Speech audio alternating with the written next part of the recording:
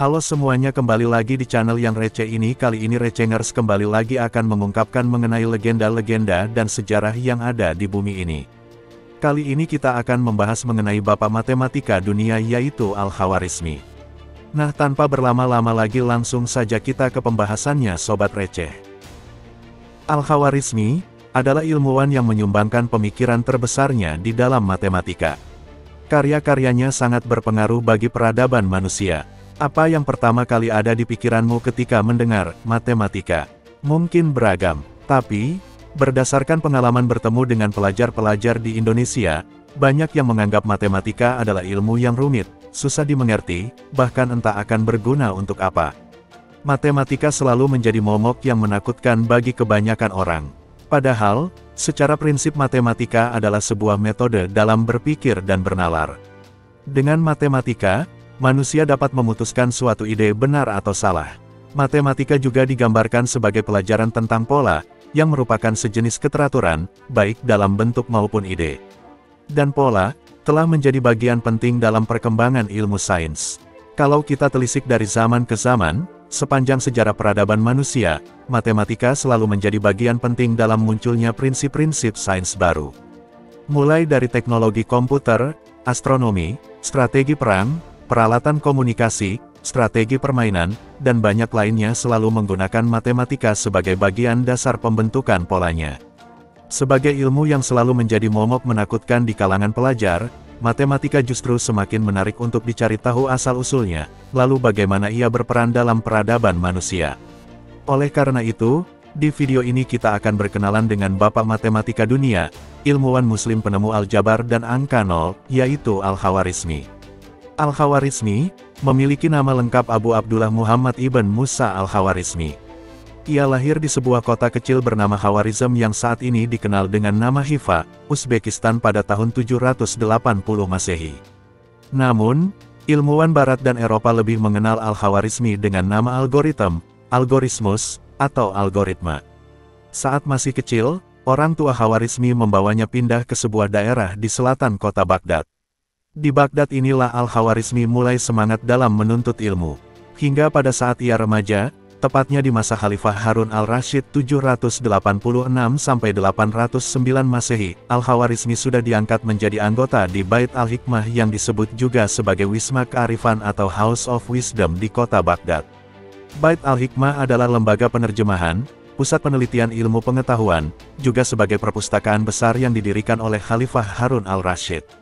Tempat tersebut menjadi ruang berkumpulnya para ilmuwan. Setelah masa Khalifah al-Rasyid berakhir dan digantikan oleh Khalifah al-Ma'mun 813-833 Masehi, Baghdad terus menjadi pusat perdagangan dan ilmu pengetahuan. Mewarisi kecintaan pada ilmu pengetahuan, Khalifah al-Ma'mun sadar bahwa ilmu pengetahuan adalah kunci peradaban. Sejak pertama kali diangkat menjadi anggota di Bait al-Hikmah, Al-Khawarizmi bekerja sebagai ilmuwan. Di sana ia terus belajar banyak ilmu pengetahuan, terutama ilmu alam dan ilmu matematika. Semasa hidupnya, Al-Khawarizmi terus mengabdi dalam bidang pendidikan dan juga riset keilmuan. Hal itu membuatnya sangat terbuka pada sumber-sumber ilmu pengetahuan dari manapun, baik itu Yunani, India, bahkan Romawi. Kecintaan Al-Khawarizmi pada pengetahuan, mendorongnya untuk mempelajari bahasa Sanskerta dan juga bahasa Yunani. Setelah mahir dan menguasai bahasa-bahasa itu, Al-Khawarizmi kemudian mulai menerjemahkan beberapa buku. Seperti buku India berjudul Siddhanta yang berisi ilmu astronomi, ia terjemahkan ke bahasa Arab. Kemudian buku berisi ilmu geografi yang ditulis Ptolemes, seorang ilmuwan Yunani, pun berhasil ia terjemahkan. Karena kemampuannya dalam menerjemahkan buku-buku tersebut, membuat pengetahuan dan pemikiran Al-Khawarizmi dalam bidang sains semakin cemerlang. Keterbukaannya dalam mengadopsi ilmu-ilmu pengetahuan dari manapun, membuat Khawarizmi melahirkan banyak karya. Nah, karya terbesarnya adalah Aljabar. Bukunya yang berjudul Alkitab Al-Mukhtasar fi Hisab Aljabar wa Mukabala, The Compendious Book on Calculation by Completion and Balancing, menjadi pondasi penting dalam aljabar di era modern. Aljabar juga menjadi materi yang banyak dipelajari di dunia sampai saat ini. Karyanya ini tidak terlepas dari pemikiran ilmuwan Yunani yang bernama Diopantus. Berangkat dari karya Diopantus tersebut, Al-Khawarizmi menemukan banyak permasalahan dan kesalahan yang cukup sulit untuk dipahami. Dari situlah, Al-Khawarizmi mulai memperbaiki dan menyempurnakan aljabar. Ia mengembangkan tabel rincian trigonometri yang memuat fungsi sinus, kosinus, tangen, kotangen, juga konsep diferensiasi. Karena penemuannya itu, Al-Khawarizmi dinobatkan sebagai Bapak Aljabar. Bahkan pemikir-pemikir Barat pun mengakuinya. Seperti menurut matematikawan Barat, Krenz dalam bukunya yang berjudul The Social Al-Khawarizmi Algebra.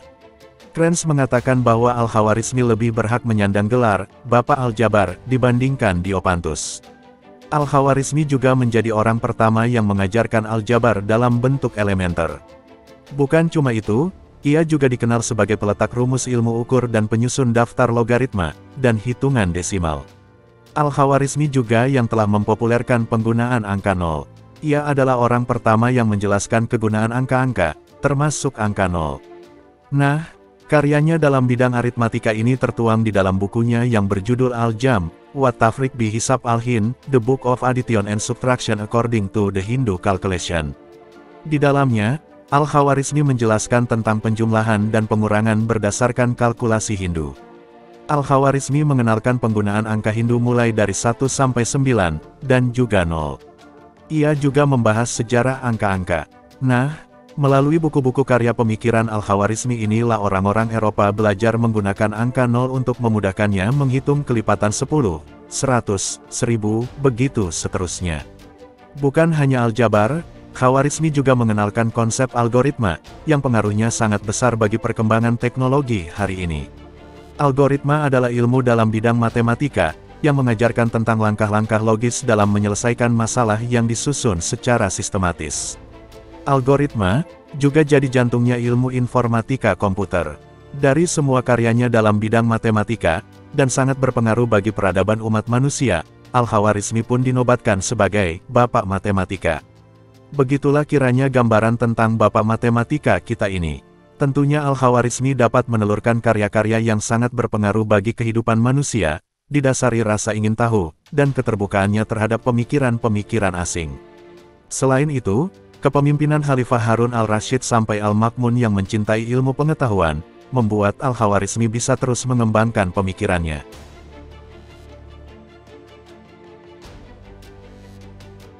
Nah, sudah sampai di akhir video Bapak Matematika Dunia yaitu Al-Khawarizmi. Bagaimana Sobat Receh penjelasannya menambah wawasan bukan? Jangan lupa like, komen dan subscribe ya sobat semua. Sampai jumpa di video selanjutnya.